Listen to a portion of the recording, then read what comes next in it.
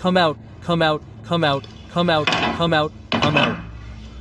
This section at the back, this yellow part, is edible. If you don't want to eat it, just remove it, just this section. Just this section. The gallbladder can be removed because it's quite bitter, so remove it. The liver inside is this thing here. Eating this will make you dizzy. The remaining meat is all edible. Friends who like sea snails can come down and try it. These chickens are quite fat.